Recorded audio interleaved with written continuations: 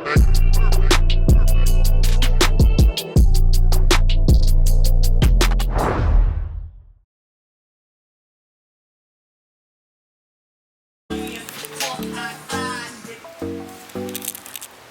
you guys, welcome back to another video. So today we're finally installing my ice tank. So that's going to be sitting right in here somewhere, and I'll be routing on the lines down and underneath the car. I painted the little calipers just being funny, but I'm going to take them off and do them the right way. But they'll be routed all the way down over the wheel arch and then into the front heat exchanger. So a lot of the time when I go out and race, the car is down on power just due to the fact that it's so hot from, you know, trying to do back-to-back runs and stuff like that. And this weekend really showed that, because on one of my runs when I raced that Mustang, I got them, you know, by a car, and then afterwards or whatever, when I gave the car everything on the first run, the intercooler temps were at like 120, 130 or whatever, and that's just like at the end of a run of it wasn't a quarter-mile race or nothing like that, but at the end of a quarter-mile track, that's usually the temps that I see. So an ice tank will really just help to, you know, keep it cooler for a little bit longer so that I can, you know, do more runs. I will be getting an inner chiller that will help to keep the car cold the entire time at the track and on rolls. And then this will just be added expansion for more coolant for the thing, and I can still also throw ice off it. But yeah, I'm gonna go ahead and take all this little stuff out, and then I have all my lines and stuff right here. This is kind of a mess just because I was trying to move stuff out of the way to get the car into here. But need at least 50 feet of heater hose, and then some self-tapping screws, some hose clamps, and for me, because I still have my aerated intake box, it comes with fittings in here still. Ignore this. It comes with these fittings, so I can put them in between, you know, the hoses, and then clamp them down. And then you'll also need some of those, and you'll also need hose clamps, just normal ones. So gonna go ahead and then also a relay that's inside of the car. I'll pull that out and show y'all whenever it's time to wire it in. But right now I'm just gonna be getting it all set up because I don't really want to plumb the lines 100% yet. I don't know if I'm gonna have time because it is only like 11 and I got stuff to do later, and I want to still be able to drive the car. So I'm just gonna get all the wiring and everything else done and take y'all along with that. Okay, so I've been mocking up the tank, figuring out where I want all my lines to go. So I'll show you guys. So those two top holes right there, the top one is the sending and the bottom one is the return. And then this one right here that I'm about to drill right there is gonna be my drain. I only do that because I don't have any direct turn downs right here, and the way that the drain is set is that the guy flip-flop them so the lowest point of the tank isn't the you know, sending line, it's the drain line, which the dude who got it was dumb. But because you don't want to ever drain your tank completely. But anyways, I can't make any, you know, spots right here because the tank, it takes up all this area. So I'm just gonna route the line around, try to make it look real clean. I have rubber grommets. I have these rubber grommets to go off in there, but they're a little too big, so I gotta find some different ones.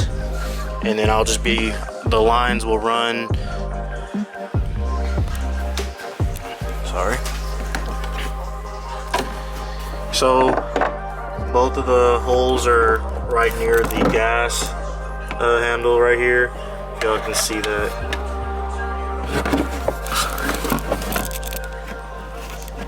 So those are those two holes. I got to clean up the back side of them, and then the other hole for the drain is going to be coming out behind here somewhere, and then it's just going to come straight down to the ground.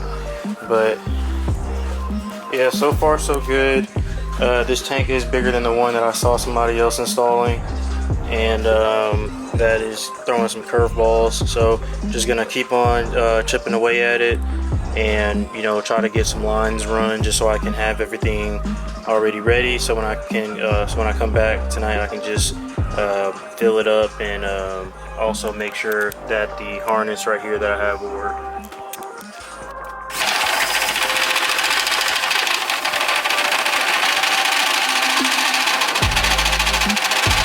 Drain, send and return, all ready to go. Okay guys, it's the following day. So what I've done, like I said, I routed all the lines. Y'all saw me drill them. I got the little wiring kit that I got from Walmart, and alright, so I got my power and my ground connected right there. It has the relay portion right here, and then there's the switch right there. The tank is wired in, and I'll turn it on so you guys can hear it.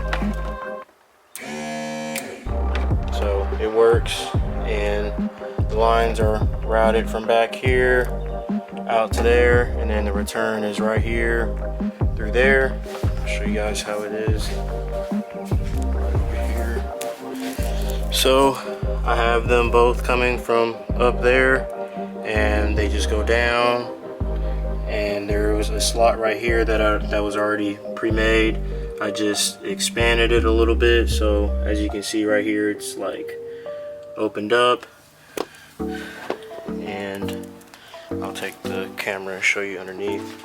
Right now, actually, I'm just emptying out all the fluid and stuff into a drain pan. I've disconnected the intercooler pump, which you can see right here is just those two at the top. You have to remove this shroud down here, and then there's going to be two more bolts right here at the bottom.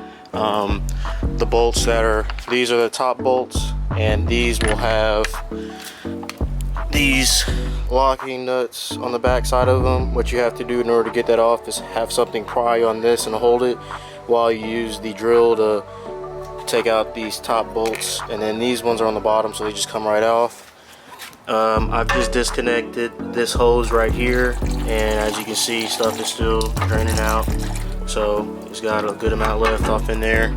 And then for the lines and the fender well, they just come from down here, and then they run, because it's a wide body, they run through the wide body. I have a zip tie there all the way over, and all the way over to here. I don't know if it'll show. Yeah, it just runs all the way down, and then right now they're just kind of hanging. This line will be my sending line, and all the cold ice water will run through there first, and then the return line will be on the other side. It'll flow through the intercooler through here, throughout, and then back to my return line. And I have it marked right here. As you can see, that one is an R. That's my return, so that's going back. So underneath the car, it is connected to the I have all these like rubber connectors that are using the screws that were already there. Same thing.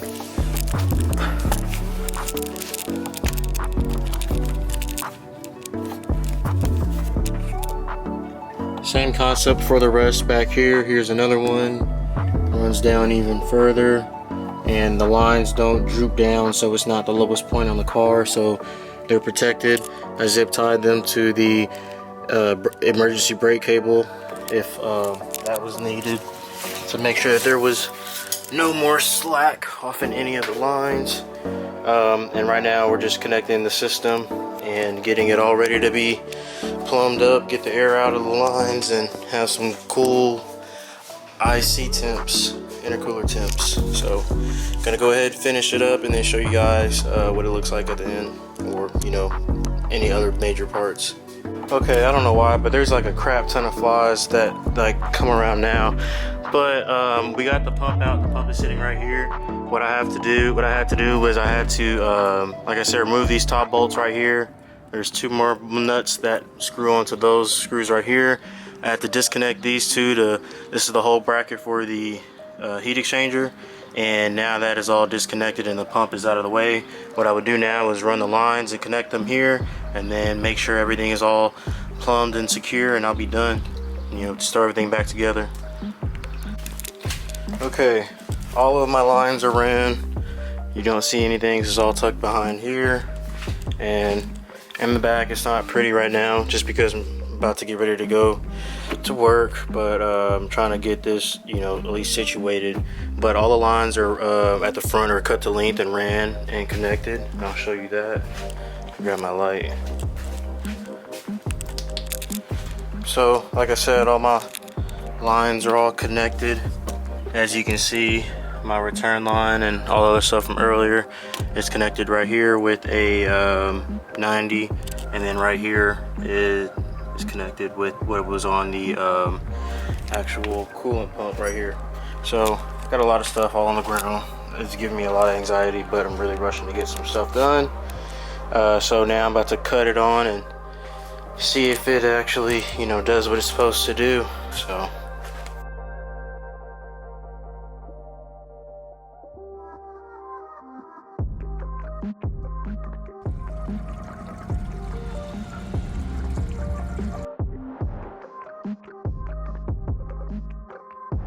I'm sure people know about me complaining about having vibration issues with the drive shaft in the car. Look at this. Look at this. Look at that. Boy. And I was out here racing on that.